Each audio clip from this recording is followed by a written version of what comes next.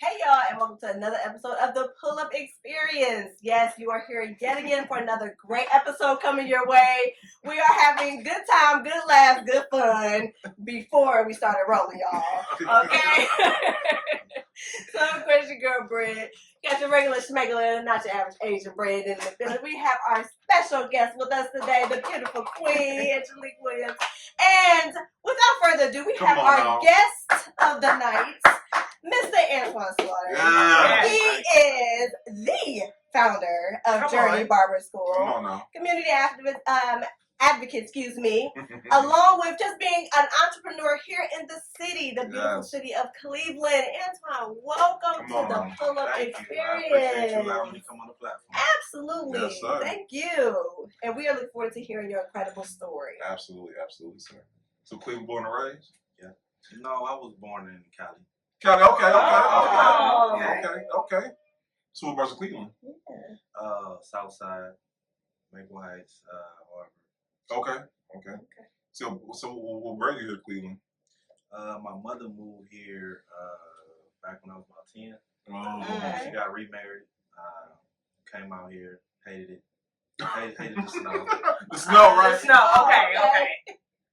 So remember when my first Christmas when I moved out here, I was used to getting my presents and going straight outside because there wasn't no snow. Got your presents out here, you walking in the slush. I didn't like Got it. 'em. No, right. I hated every bit of it. No, shoot. That's what's up, though. So let me ask you this, growing up, because I know back in the day, haircuts was hard to come by, whatnot, right?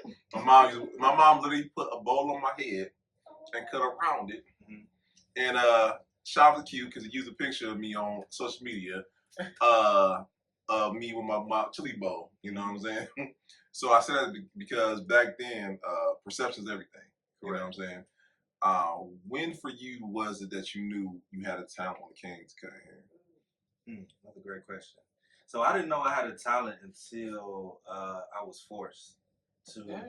I was more so forced into a situation of different trades because I got my license in prison. When I went to prison when I was 18, I got my license there, and they gave you different alternatives of either carpentry, CDL, barbering, and you know what? Let me backtrack a little bit. I cut my cousin hair one time, and we ended up having to go bald. That's the fault. Yeah. So he went to school bald. We had to take all his hair off, but I always felt like I was really into my appearance and the perception and everything. Right. Because I'm brown skinned, so I'm not light skinned. I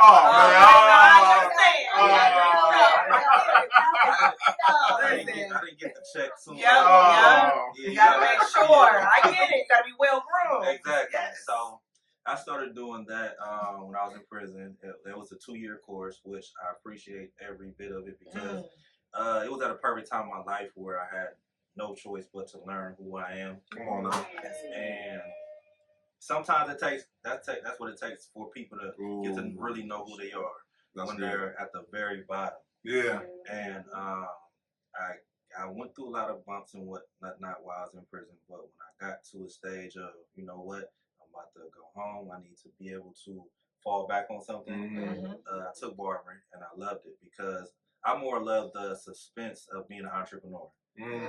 It's the ups and downs. I don't like the monotony of just a 9 to 5. Like I don't really care for that too much. I like to be able to break it up because especially with my school, you really each day I don't know what I'm going into. It'll surprise you every day. They say I need a reality show up here. That's how real it is up there. Right. So basically exclusive, y'all. Oh, thank you. This is why Before the episode began, there was a couple glasses. Okay? that's why I don't need wine. Okay. But with that being said, I want to talk about those first few. I think it's a license though, because I know getting licensed and then actually doing it on your own was two different things. Talk about the first few haircuts. In school or as a professional barber? A professional barber. So as a professional barber, you really couldn't. I felt like I was the best barber in Cleveland. Oh, that's right. Come on. You was an But- artiste. But I got humble real quick. I was gonna ask you, yeah, I was gonna I got say. humble real quick. So I started with JT the Barber downtown in the flats, and I had two options when I first got out. My homeboy was going to give me a barbershop. Oh, come on. Okay.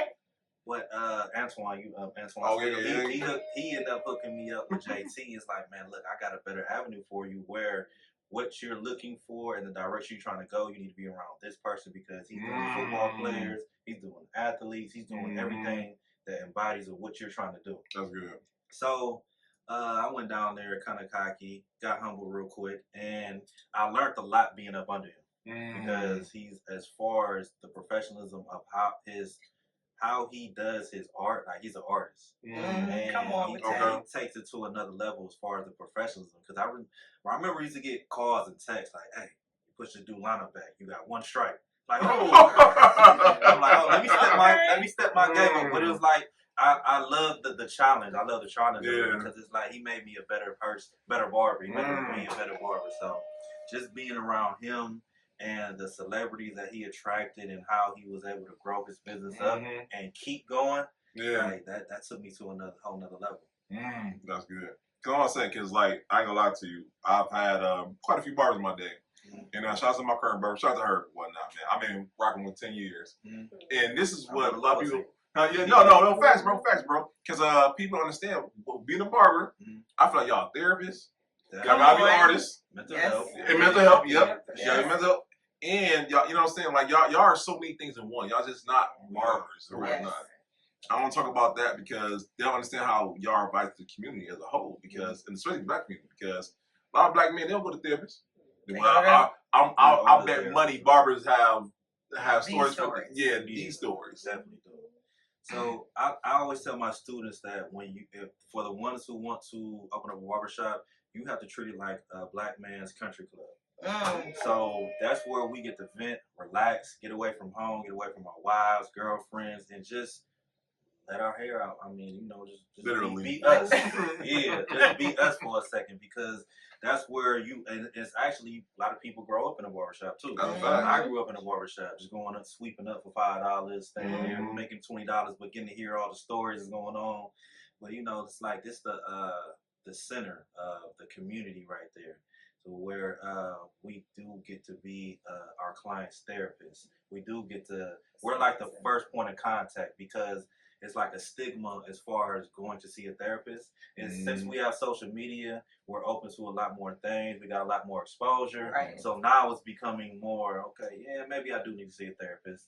But for the last 50, 60 years, we've been talking to the barber, which isn't qualified, but we're qualified through experience. But we don't know everything. But sometimes you do need to see a professional. But we're the first line of contact. Come on, let me hit that one First time. responder. Exactly. Yeah, first responder. That's good. I know you got you. I do. I like to ask. A lot of people don't understand the challenges that comes with different things with entrepreneurship. What were some of your biggest challenges that you saw that you faced? I know you talked about you got introduced to it when you were in jail. What is that? What were some of the things the challenges you faced as you were trying to grow as an entrepreneur and building your school and establishing workers and those different things like that? Like, what are some of the challenges that you have faced? That story, cause that's a whole story right there. Like, I could make a whole hour story on something like that. Give me one of your toughest ones. So, finding great support because outside of finances, of course, good contractors, if you have support behind you to make sure you keep on going, that could be your push just enough to get you to that next day. Because sometimes you might be out of money. Sometimes your contractors might have took $20,000-$30,000 from you, and damn, what am I about to do? And you have that person right next to you. Well, you know what? We're gonna figure this out together. Or like as far as family members, if you're in a relationship with somebody, but support goes a long way as far as being an entrepreneur. And the people around you got to understand your ups and downs because you do go through mood swings because you don't know what you're going into the next day. When I was on my, I just went to Atlanta last Friday. I'm on my way to my flight. I get a call from my student, hey, you need to come back here right now. Bro, I just left 5 minutes ago. No, you need to come back right now. I'm like, you serious? While I'm on the phone with my landlord, he's blowing me up. So he's like, yeah, such and such come up here drunk and we about to fight up here. And I'm like, damn, I need to make some of my flight. I got my family waiting on me. So the suspense of it, definitely, you have to be creative. You have to be patient. And you have to have great support around you who can understand it. So coming from just being a barber, what made you start the school aspect? So it was more so, I felt like in my previous years, I was selfish to the people around me. Wow. It was about me. And then I felt like I can give them money to, like compensate them with money to, oh yeah, I did this, but here's a couple dollars. So it was more so to the self-discovery of Antwon. Because I wanted to open up a club, but I wanted to switch lifestyles because I had a case going on and whatnot. But I'm like, man, if I do that, I'm in the same lane. But if I'm actually building on my legacy, helping people out, and then also really discovering who I am as a person, because there's really layers to people. As we start as kids, we're innocent, 5 years old, and then once we started getting into the environment, we're influenced by everything outside of those doors that you walk out of. So I really wanted to get to who I was in life, and opening a school, I felt like spoke volumes into the direction I wanted to go to, because I'm helping the community. It's like I look at the community as an ecosystem. If I can find a way to help you out, you got sons. I got my daughter coming up. They might bump into her one day, and she no telling what happens. They might be able to help her. You know, I look at it like that. So. That's good. And this was and by the way, so this is what I found out when getting a license to be a barber, because it's not just learn how to cut. You gotta know biology. You gotta know certain pressure points. You gotta know anatomy, right. All these things that I didn't even know. Yes, I'm thinking it's like, all right, just cut around the big old head. A lot of them think that. Yeah, you know what I'm saying? It's simple. Yeah, right. I get hundreds of calls like, I want to be a barber, and then I show them the curriculum, and this is your book. It's 700 pages. Oh, I thought I was just cutting. No, general anatomy. Let's start right here. Come on. You need to know the bone structure, because if you take it back to the history of being a barber, like hundreds of years ago, we were actually the doctors. We were the doctors. So you look at it, when you think of a barber pole, it's the red, white, and blue. The red meant the veins. I'm sorry. So I know the white meant the bandages. The red was the blood, and the blue was the veins. Because we used to do bloodletting. We did cavities. Come on now, learning information. We were the closest to the kings. Like we were their right hand mans. Until they started putting rules in, like, hey, y'all can't do cutting hair and doing surgery at the same time. But it's a lot deeper than what people think. It's a lot of history to it. So put respect on their names. You know what I'm saying? Just learn something new. Yeah, I know, because I remember this is back during 2020, and people were talking about how is it that it takes longer to become a barber than it is to become a cop. You become a cop sooner you become a barber or whatnot. I think cop only 6 months, and to be a barber like 2 years. 1,800 hours. So depending on your consistency of your attendance, 10 and a half months to a year for the 1,800 hours, but that's going 8 hours a day. Right. So that's like making like a job. Yeah, it's a job, correct. And then you can be a cop in 6 months. Like that, I'm like, that's crazy. Yeah, but everyone's talking about that. But we got to put respect in your name. You know what I'm saying? Right. That'll show distinguishing the seriousness of what y'all do right now. You know what I'm saying? Because y'all gotta understand, like, that you can get infections and all that stuff. You know what I'm saying? Like, you gotta know those type of things. Yeah, I be seeing the back of people's necks. Yeah. Oh no. See, I'm trying to be serious. I'm just saying, no, it's you definitely just, important. I see it under here, like, I mean, you well groomed. I see, you don't got no bumps nowhere. I mean, clearly, just saying. Yeah, you too. Hey, listen. I'm light skinned, you know what I'm saying? Oh, yeah. You stop playing. No, but with that being said, though, I really want to put emphasis on the fact that, you know what I'm saying, being a barber is not something that people say lightly. As far as like, because y'all have responsibility, like I said, not responsibility, but a task. Like I said, I feel like y'all are putting in the community. I remember, like I said, even back then, even as a little boy, you say, hey, your mom be like, hey, take the barbershop, you get excited. Yeah, you know what I'm saying? You're excited because you're like, it's an experience. You get fresh. You get fresh. Yeah, nobody talking about you. Yeah, you know what I'm saying? You ain't got your kicks together, you at least gonna have your presentation together. Exactly, you know what I'm saying? And I think in the black community, like, we have to give respect to the barbers of the community. And hairstylists, my bad, not hairstylists. And I commend the barbers because it was a time like growing up, being a single mom and having sons. And I remember my barber experience. Some of them was just like, I ain't getting off the car, just y'all go in there with the barbers. But it was moments where I respected highly because it was those conversations dealing with mental health or different things like that that my sons was able to experience. Going in there talking, I got them, you good, I know what you got, like those type of moments. Because I know y'all encounter a lot of those situations where you could talk to those young, right? They all sitting there. You did what in school? Yep, and no, seriously, like those type of moments. And when I had, you go beyond being a barber, beyond the barber chair. Like, so expound on that. That's different. So going beyond the barber chair is,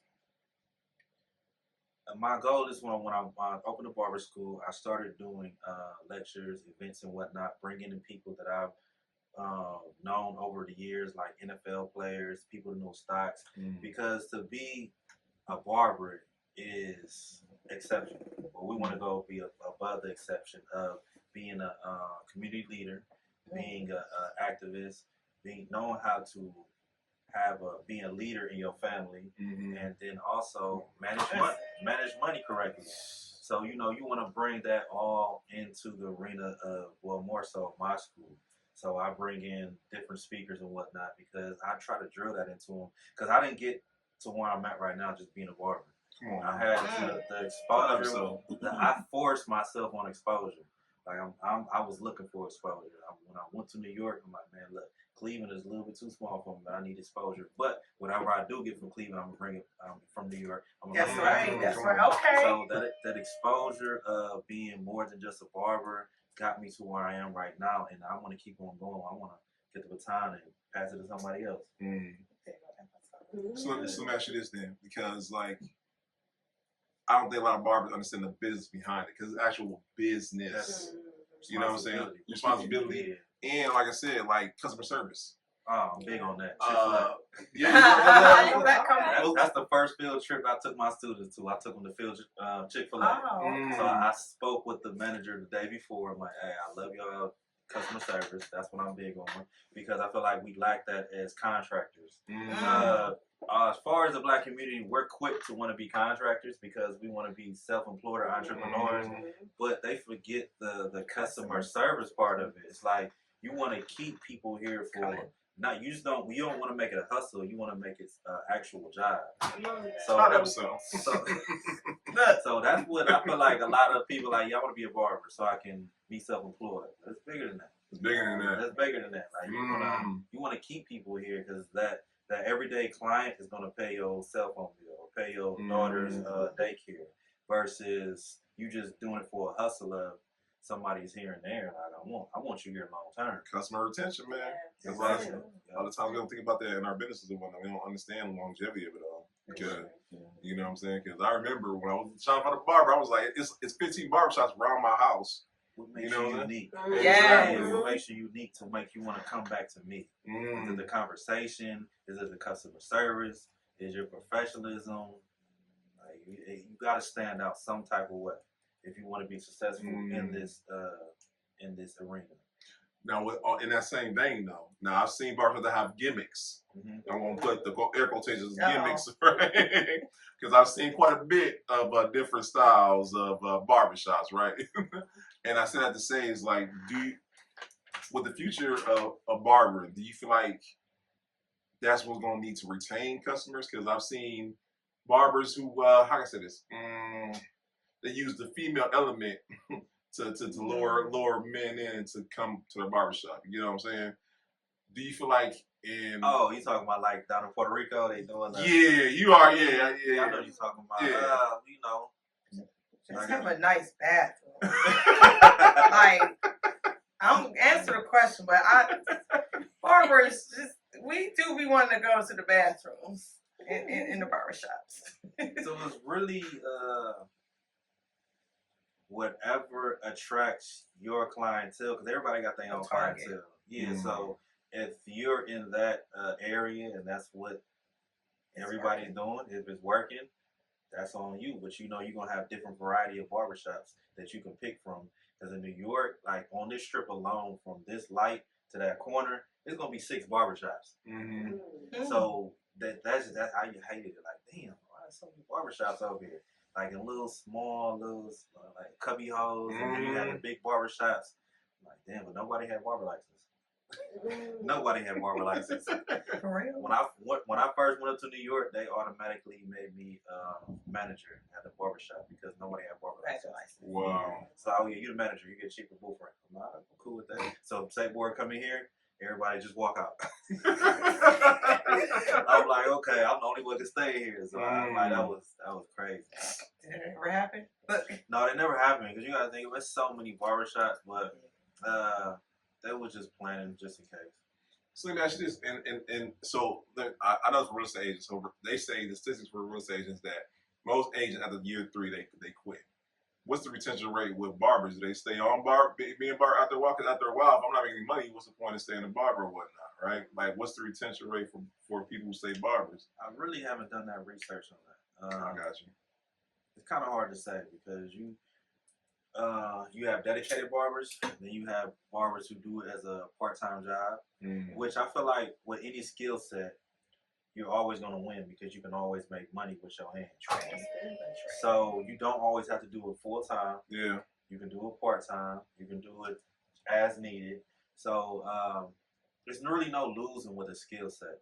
I have my CDLs as well, so I'm planning on adding more skill sets as well. So yeah, it's no losing with it. I don't really know the as far as 3 years. I couldn't tell. No, I got you. I bring it up because like, and I say this all the time with my brokers and whatnot. I tell first time agents you're not going to make money, your first year out. Right.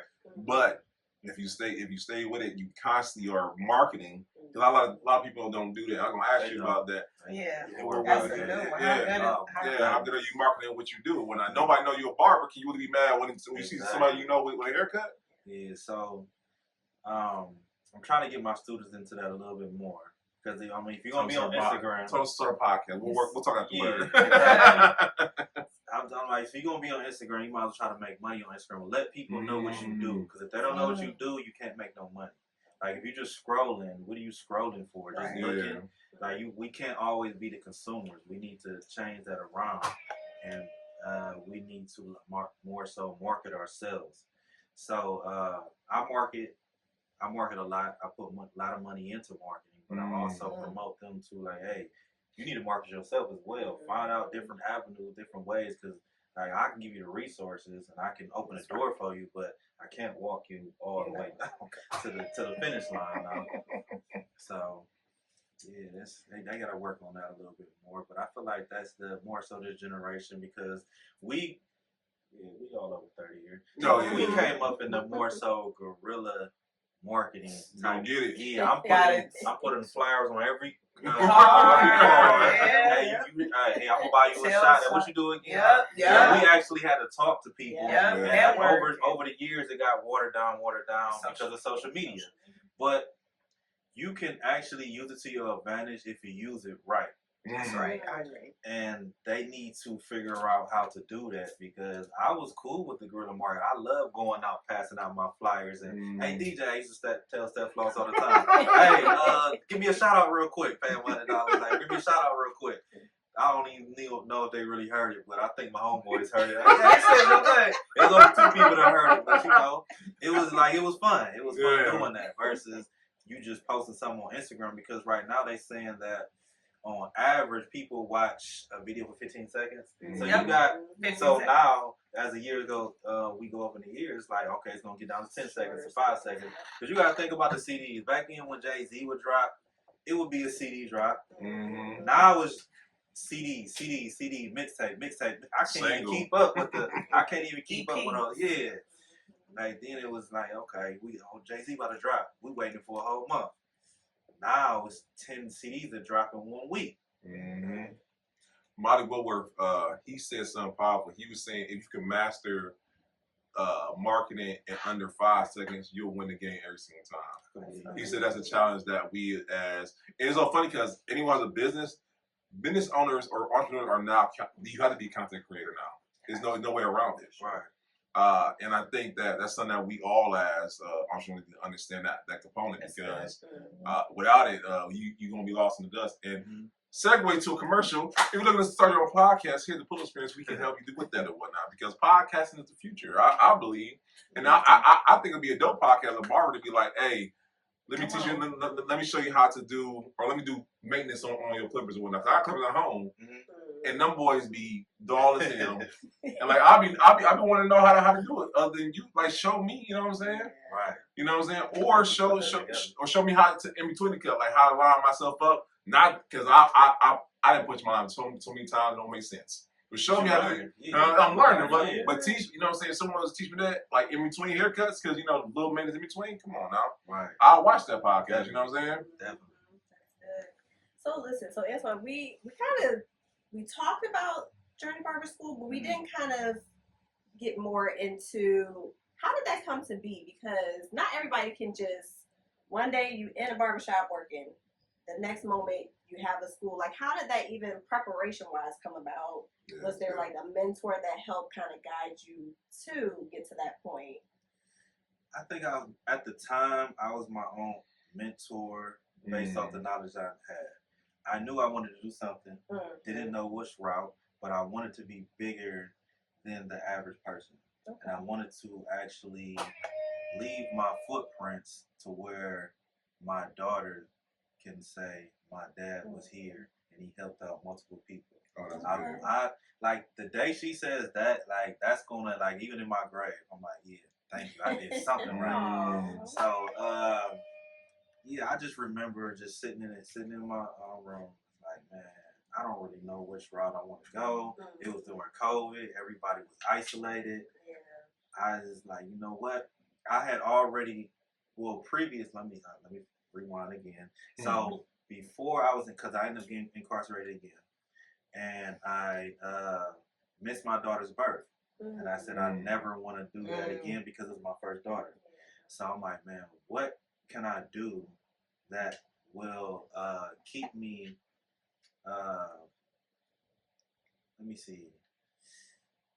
Keep me engaged, but also motivated to keep on going.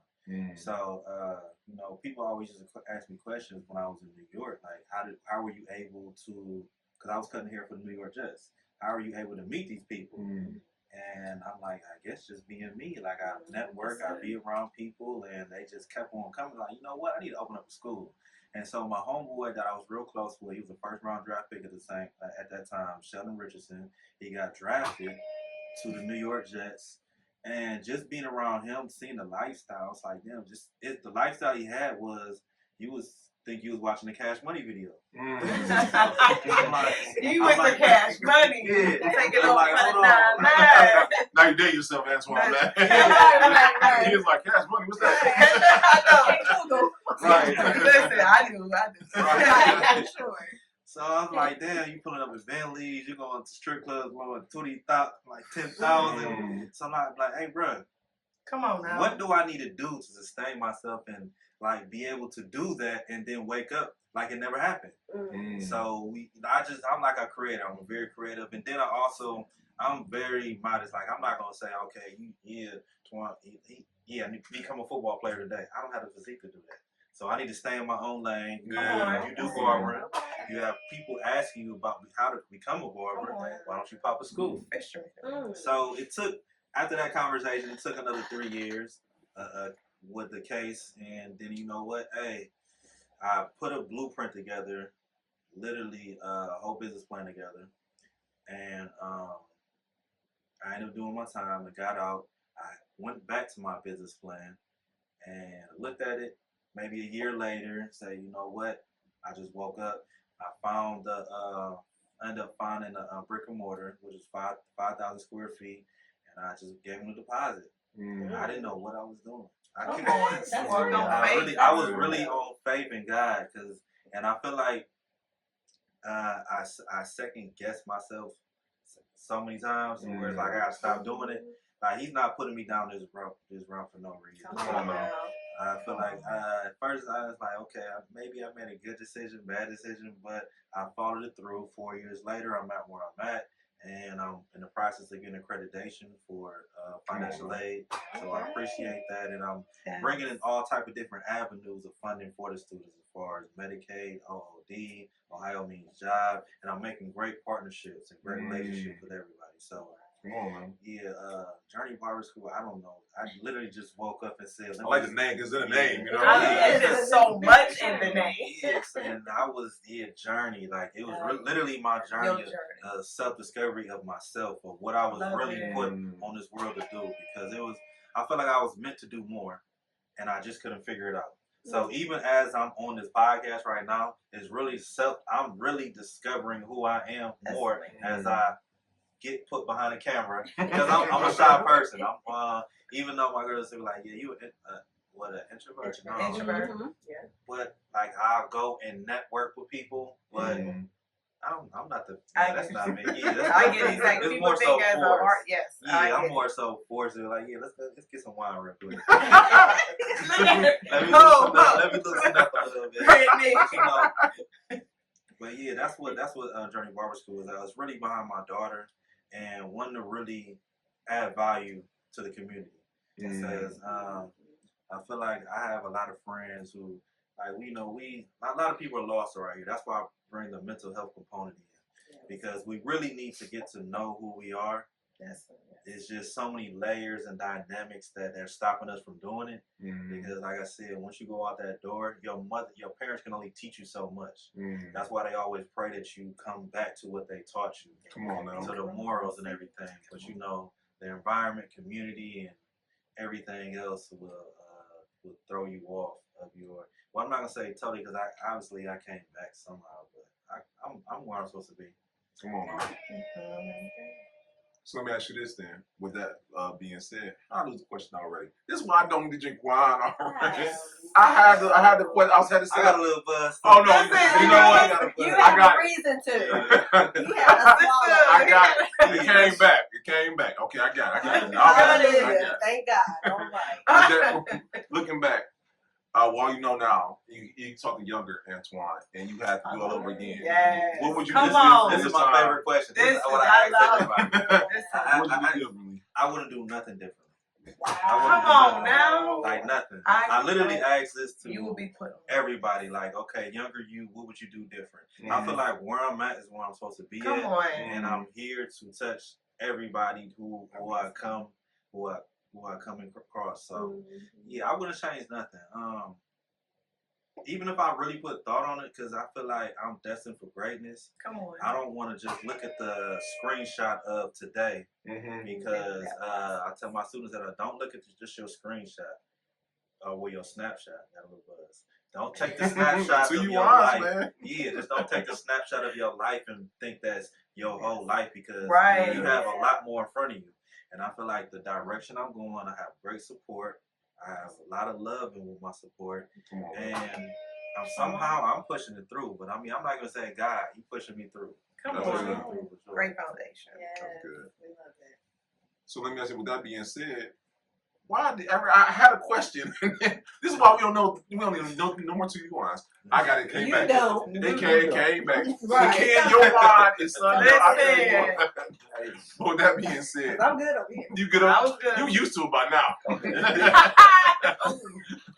do that. No, I say it like that. But my question to you, bro. With that being said, let's say I want to start a school for podcasting. What advice you give me if I want to start a school for that? It's a lot. Like, those kind of questions, just like that's a whole. I'm with you on that. That's part two. Mentorship, like you want to get a mentor who can speak to you directly. Like a lot of these people that are selling mentorship programs that you have 1,000 people in, is like I need that person be able to touch me directly. So I have a mentor as far as my barber school getting my financial aid. If I call him right now, he's gonna answer the phone. If I'm paying a certain amount of money, I need you to answer that phone. Yeah, because I'm not gonna call too many times. I'm gonna ask you the basics, but you should have some type of curriculum put together to where a lot of those questions, hey bro, go read that. Don't. But other than that, now you can call me. Call me. But you got some stresses going on, and because I more so call him outside of the curriculum is just situations like I just gave you for like Friday, like. You can't just ask that to anybody. Like, man, how should I handle this situation? Because nobody's been in the shoes as being a barber school owner. Like, I can speak to a lot of barbers as being a barber, but as being a barber school owner, that's a whole nother level. The whole different responsibility, and you got to be able to understand both sides. So that's what I always try to do as far as more my barbers. I want to meet them on their level. I don't ever want to talk over them or under them, but. Yeah, you need to talk to somebody who's on your same level with anything. That's good. And so, what's been the most rewarding that you have come across, just in your life of a barber? Has it been the ones that you've taught and they've come back and gave you kudos? Has it just been, like you said, the journey itself? Like, what's been the most rewarding piece? Today. So I take it day by day. So so I feel like every day is a new adventure. Is more rewards to your day. So especially as an entrepreneur, I had this real bad that what was it, the suspense of being an entrepreneur, but also I never really understood the reward of it because I was so fixated in the anticipation of everything. And once I got the reward, okay, what's next?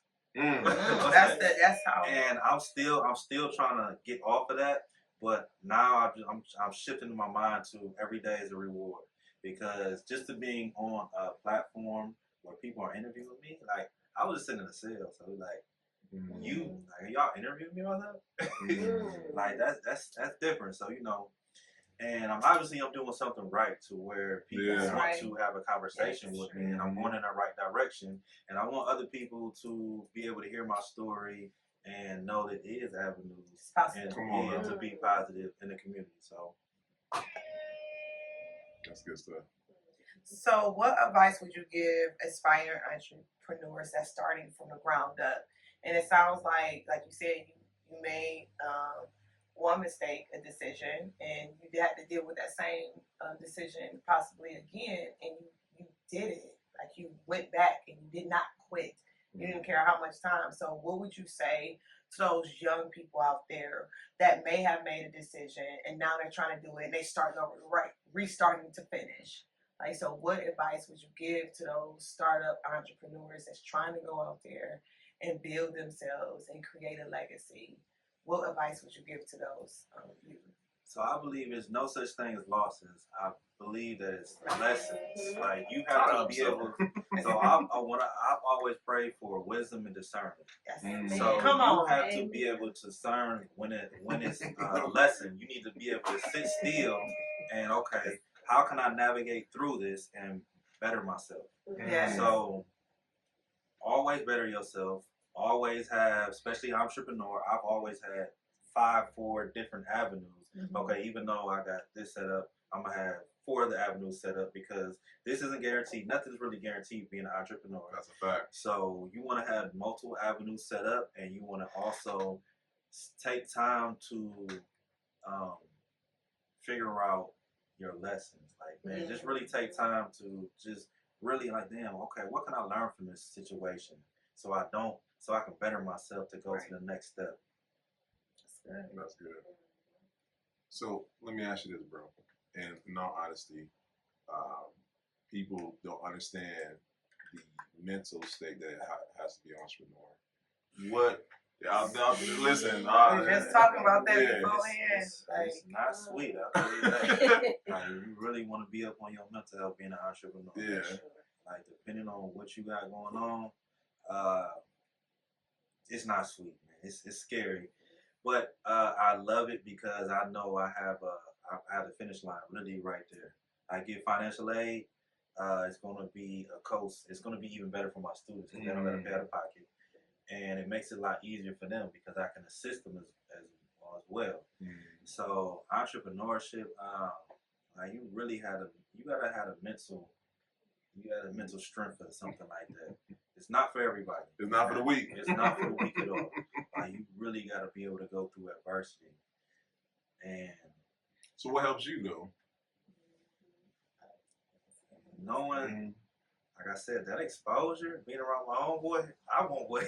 Oh yeah. Hey, that's real. I like that. I like I'm right that. there. That's real. No, that's real. Like, It's I've like, seen it. so And you once, know, you want to be around people who are doing better than man, you. come But on. also, you want to be inspired by people who are Yes. doing better than you. Because if you don't have that, you're gonna be you're gonna trap yourself in a box.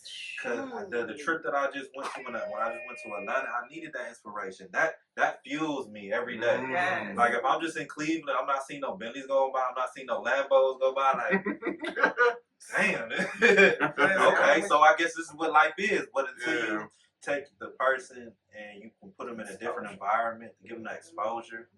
Oh, Rolls Royce truck. How much it cost? $250,000.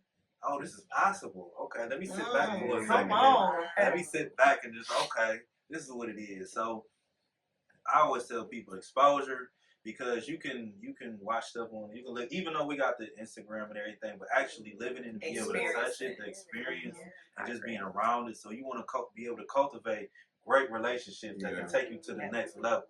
That's what entrepreneurs is about. You want to have authentic relationships that can take you to the next level to give you that exposure that you need. Yeah, that's good. That's good. Because I mean, most people they're like, they start hating like, oh, you got that? I want that. I can have that if I want to. No, you like no. Yeah, inspired. Give you that inspiration. Come on now. It's all about motivation and inspiration. If I can't give none of my students nothing, I want them to be able to leave, of course, with their barber license, but also motivation and inspiration to do better than the person before. That's great. That's great. So we talk about the past, talk about the present, talk about the future, bro.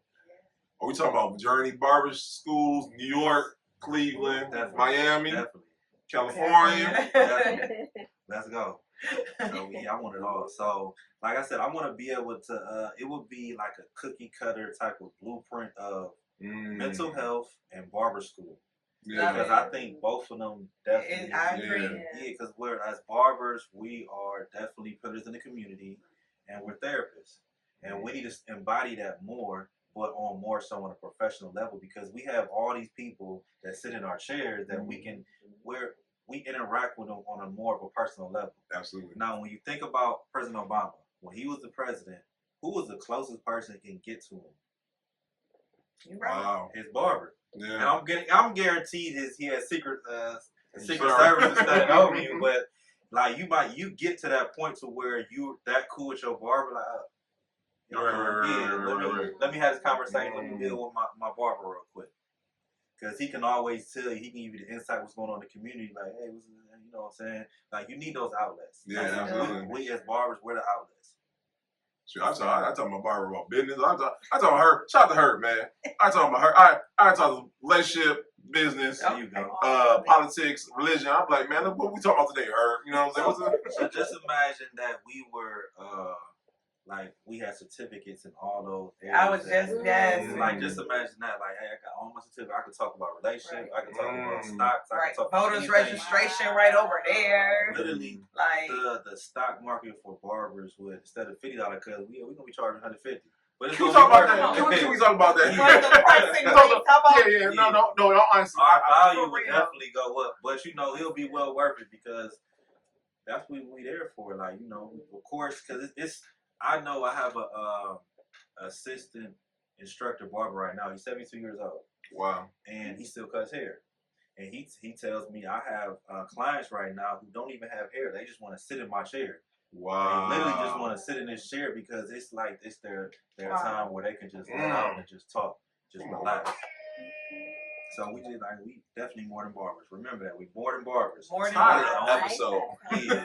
Don't let them fool you. We more than barbers. More than bar. I like that. That's good. That's good. But I really want to talk about the cost of the haircut though. It's real. I wanted to keep talk going. Yeah, If it was up to me, I actually want to start a committee as far as all the barbershops in the Come city. on now. I want to come up with something like, okay, we need to set a price around the board. $50 haircuts. And then for the people who can't pay, Tuesdays are discounted days. But then we also have multiple schools in the area where we have discounted haircuts. Yeah. So it's like we need to start. I feel like when you look at gas, you look at bread, everything is going up, but we don't go up on our price. So, but we don't. Of course we complain about it, but you're not allowed to talk to that person directly. But you can talk to your barber. Hey, I feel like that price is what you ain't. Who you talk to about that bread? You wouldn't still pay for it. We hit it one time. Yeah. That's right. That's you real. was mad, but you still paid for it. Yeah, no, that's real. That's real. So I feel like the value of what we're putting out, our art that we're putting out, the time that we're putting into The it, art, like that. it should continue to art go should. up because when you look at it, when you strip your person down outside of Balenciaga, the designer, everything, what you got? Their haircut, their presentation of what they look like. So I feel like that should mean more than the clothes that you pay $600 for a T-shirt. You need to pay $100 for this haircut. That's real. That's real. No, I'm not. I want to talk about that because, like, now I ain't gonna lie. I just seen some prices. I'm like, bro. I remember. I don't know if y'all ever seen the Dave Chappelle skit, but he was like, Well, of course, it gotta make sense. Like everybody can't do that. Like you can't charge $100 for a haircut, and you're not at that level. It's levels to it still. It's still levels to it. So I'll put a ruler out. If you $100, I don't need to be perpendicular. And that's legit. No, that's legit. And all that. So you pay for the price, you pay for the convenience, you pay for the professionalism. There's different things that come into the haircut. Right. So I think we should go at least I feel like a base price $50. I pay because barber.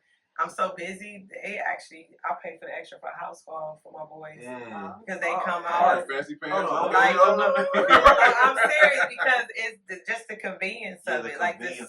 Sometimes people gotta understand. And then the barber know how to do dreads too. You know what I'm saying? Man. So it's like the perception, like the generation we in right now. It's younger perception. Yep. Like we all taking pictures. What we do before we start? We took a picture. Wow. In order to do that, you want to make sure. And I got so much respect for barbers because it was so awesome. I was like, I know it's last minute. I just want to clean him up. He about to go out to New York to be in front of the camera. And when I say he truly made a house call, I was like, I promise you, I got you. It's gonna be later in the evening, but I got you. And I made sure I paid additional money because he said he represented him while he taking pictures out in New York, and he seen that value in it. And I appreciate that as a barber, where you guys see another experience. You see, like you said, as a canvas, as a form of art. And now this image, who cut their hair? They look good at all ages. So I commend that. That's a big thing. Your client is your walking billboard. Come on. That is. So you want to take initiative and make sure that you pour into your client and you give them the best service that you can, because even in our ladies book that says the best form of marketing is your own client, because you can word of mouth is the best way to sell yourself. Because billboards, how many billboards do you know that's going to say, "Oh, our product is all right"? They're all gonna say we're top tier. Everybody's gonna say, "Oh yeah." No, I'm gonna get over your words that we are. We just all right. Just come shop with us. But a person, what book did I read? Nipsey Hussle had me read. He had the 50 books. It was about marketing, and damn, what was it? I think it was called Contagious. And I read that book. And it was about marketing. Write that down. I'm a book reader. And he was talking about a steak. I think they were selling like $100 steak down in Philadelphia.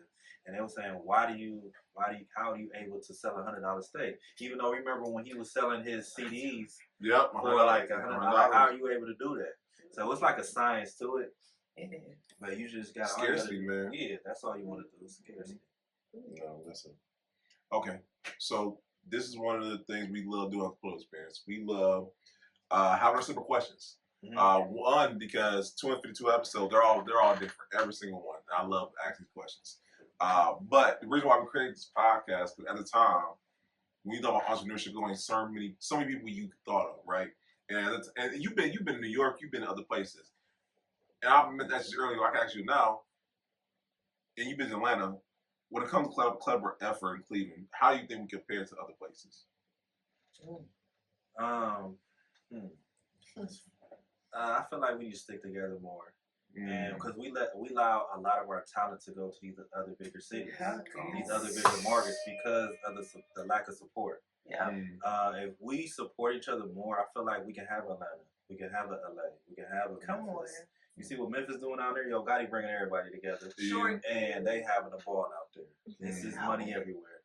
And I feel like if we support each other more and stop looking at how many followers this person has to, man, you know what? They ain't got enough followers, so I ain't going to support them. If it's in your arena, if it's in your industry, go support them. Definitely support them. That's what I'm big on. So I would rather keep everything here, but you know, we gotta. That's something we gotta. Yeah, that's something we gotta do better on as a community and a city. That's good. Yeah, because I'm about to say, no. So this I want to give us a little more credit. I would say since COVID, things have it's been a renaissance. I call it a renaissance because everybody entrepreneur in Cleveland now. Everybody like, you entrepreneur day. You just telling me Yeah. Okay, all right. Yeah, but with that being said, I'm seeing it though, and I like to think because once again. I am B minus. Well, I'm trying to be minus. The one I got me tripping. I love our podcast because once again, we've had everybody from every side of the tracks, west, east. Doing a great job. You know what I'm saying? And no matter how many followers you have, you got a great story. We want to hear. You know what I'm saying? Everybody has a story. Everyone has a story. They need to get it out there because it's that one person needs to be inspired. Come on. That was the vision right there. Somebody needs to be inspired. So like every day, I'm trying to figure out how I can inspire or motivate. That motivation is like it's contagious. Come on. It's contagious. So when you motivate the right person, they take it to the next person, and then eventually, 6 degrees of separation, it comes back. And like I said, I always think of my offspring. My daughter's coming up, so you know, they need to be able to feel that as well. Yeah, we all about black nepotism here, so you know. I'm big on nepotism. Come on, big on nepotism. I got you. I'm gonna introduce you to this. Like, exactly. Gotta share it. I'm big on nepotism. Yeah. That's the whole point of building your legacy up. You want to put your people in place, the right people. Yeah, you want to put the right people. Yeah, you want to put your people in place, man. Definitely do. Good stuff. Well, that being said, all right, because I know everybody watching our podcast. You ain't got to tell me that. But with that being said, who would you like to collaborate in the future? What entity, what corporation? Because I can see you having your own brand of clippers one day. You know what I'm saying? What's that brand of clippers? I forgot what they call. Oh, my God. Coco? I got them at the house, Fabulous. too. Andy's. Andy's? Yeah, you know what I'm saying? Having the Antwan Andy edition. You know what I'm saying? Right now. I was about to say that. My bad. My bad. All right, They got cordless Oh, ones. my bad. Okay. Yes, Oh, my bad. Barber game has evolved. Oh, my bad. Okay. Yeah. Get him here, man. Yeah. All right. Because they cordless now. Okay. Oh, no. Well, who would you like to collaborate in the future with, bro? To be honest, I don't have no specific person I want to collaborate with that I can think off my head because I feel like everything I got on my plate, God has filled up my plate right now to where I'm able to eat enough. But when that time shows itself and I'm ready, because previously I used to take on everything. When I first opened up, I took on 5 schools. I took on the homeless shelter.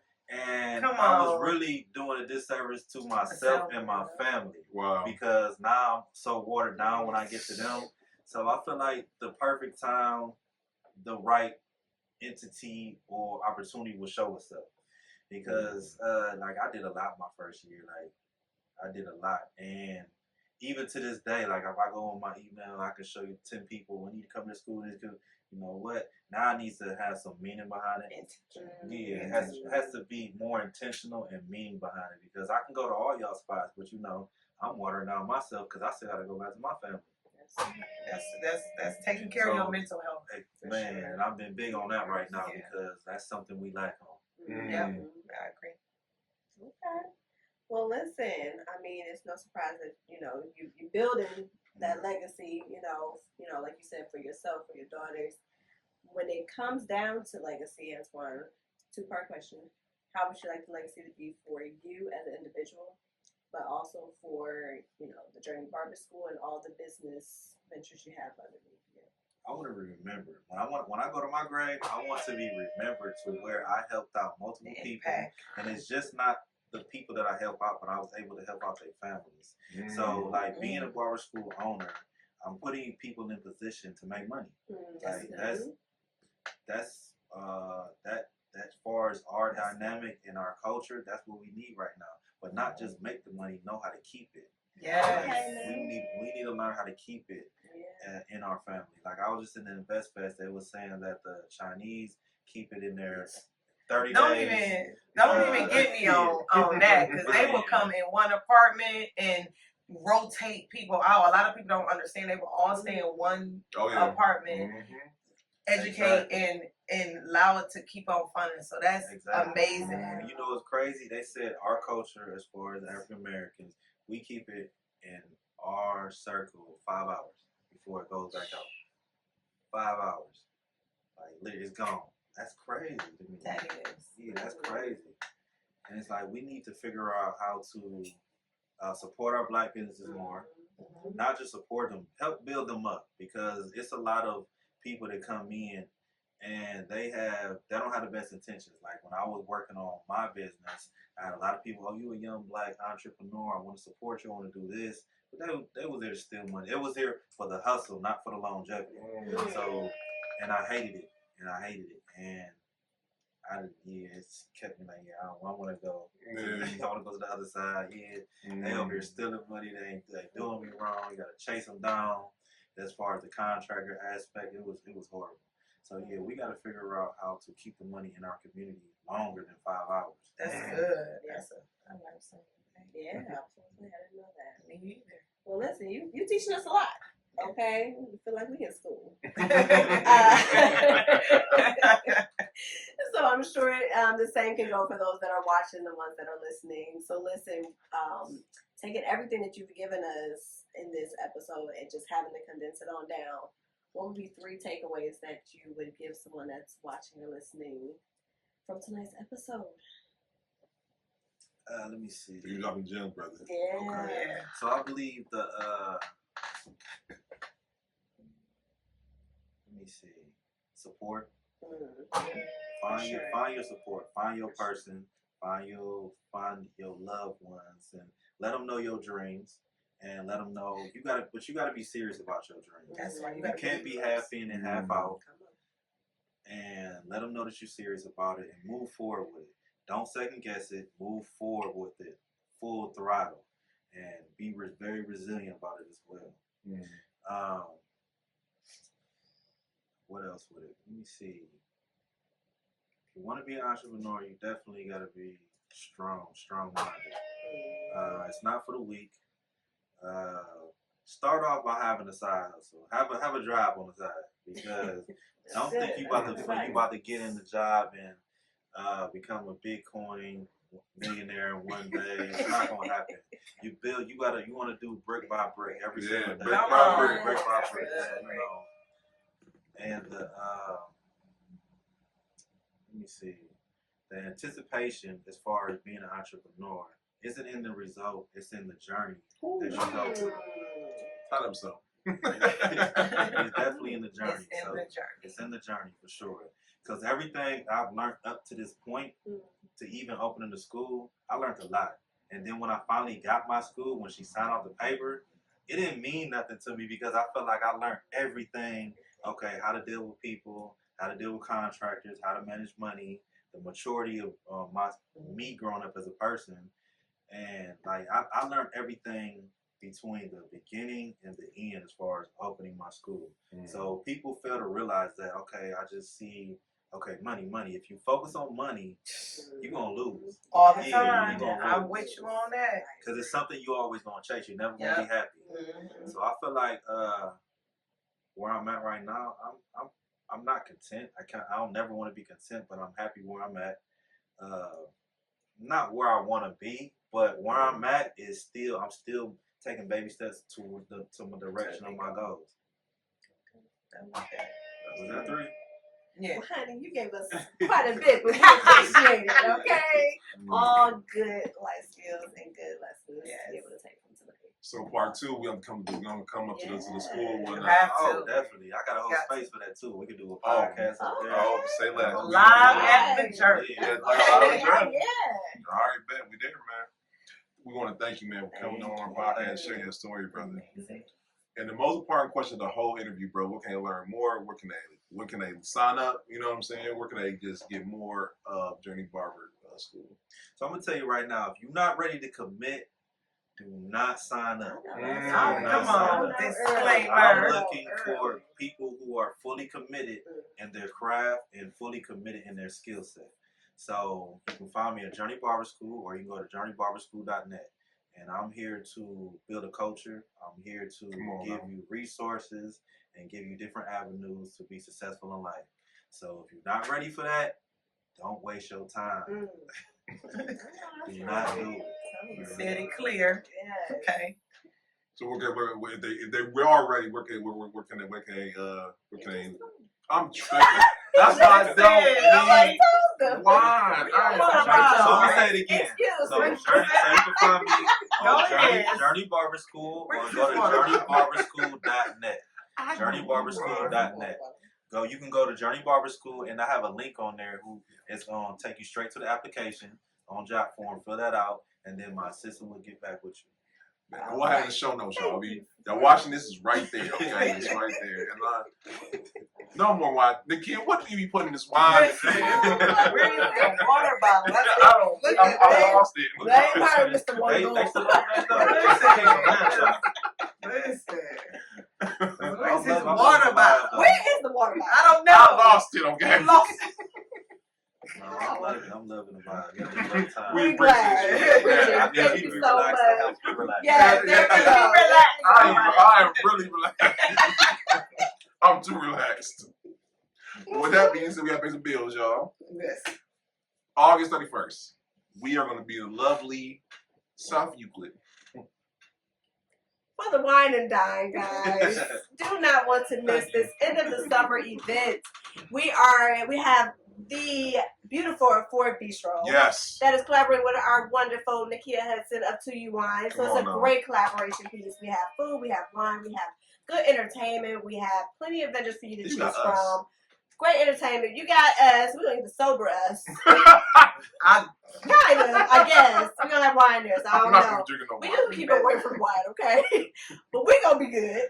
Yes. And we can't wait to see you there. So if you have not gotten your ticket yet, what are you waiting for? Don't be a Clevelander. Because August 31st will be here. Yes, please don't be a Clevelander. Don't get a Please, y'all. Come on, y'all. Please. Yeah, I'm begging you. So let's get it together. Let's end the summer right. Let's enjoy ourselves. Let's be outside. And let's have a good time together. So we can't wait to vibe and chill with you. We will see you there. Yes. I'll definitely be here too. All right, yeah, now. That's what I said. It's fun outside with us. It's going to be a good time. So listen, you don't want to be one left out. So come on with it. Okay, bet. And make sure you guys come also and check out my podcast, Beauty Told. Again, dropping weekly episodes, whether it be financial, whether it be relational, whether it be lifestyle. Having great guests on. I'm have to see about you, in your time, when you got time. And we are just taking topics, expounding on them. And again, the overall goal, guys, is to see a positive change. So if you can learn from our mistakes, then we know that it was a story well told on Beauty Told. So I cannot wait to see you guys there. Love you. Yes. Guys, I don't know why I missed last episode. So guys, we're bringing it back. Entrepreneur Day Game is back for years. That's what I said. Yeah. So hey, okay. Still come. But listen, guys, we looking for contestants.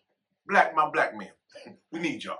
It is so hard to find quality black men for these black women who are entrepreneurs. I'm being serious. Listen. Every year it's hard, so I am challenging you. If you are a single black man, you want to be an entrepreneur, but you have to understand that you will be pursuing an entrepreneur. Okay, so you understand what that means. Long nights. It means, hey, you're gonna be assistant one way or another. You know, and just understand that life, because one thing I would say on the podcast we hear all the time, right? It's hard to date and you pursuing what God's called you to do. So we are trying to help out with that, and we are doing our 4th year at the wonderful, great 4 Bistro and whatnot. We wouldn't. It's not just like a home, y'all. But let's look for these tests. So look out for that, okay? Lastly, God, also we want to talk to you about this. We are having our last Let's Talk About It panel discussion. We're talking about mental health. Oh, great. So we're putting that together. First week of November, we said, Steve. Yes. Right. Yes. Also another four Bistro. Yes, the 4 Bistro. That's our second home, y'all. We're gonna be there, okay? So stay on the lookout for that.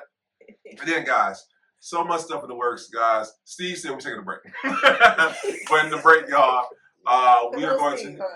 Listen, Steve said we're taking a break. But in the meantime, guys, we will be working on what we have been called to do, which is helping you start your podcast. Guys, I feel like back in the day with websites, then with social media, now podcasting is you owning your media.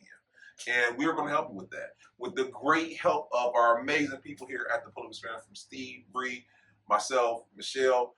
We have amazing people who can help you along the way. And then we're working on it right now. We're developing the class. We're doing one-on-one coaching, and we're helping along the way, okay? So listen, stay tuned for that. Also, guys, 252, that means 252 episodes. We want to thank the Lord upstairs, and thank you, the person watching and listening, because you guys have said to us, that you guys want to hear great stories like Antwan's, you know what I'm saying? And at 7.8 million views, that is nothing to scuff at, okay? You know, no, listen. Guys, it's good. But we would not be here without you, person, and great guests like yourself, bro. Thank you. Appreciate it. Absolutely. So we want to take that. We don't take that for granted. And we just want to thank you guys. And guys, we'll see you. Roll to 300 now. Roll to 300. Roll to 300. So we'll see y'all next week. Peace. Yeah.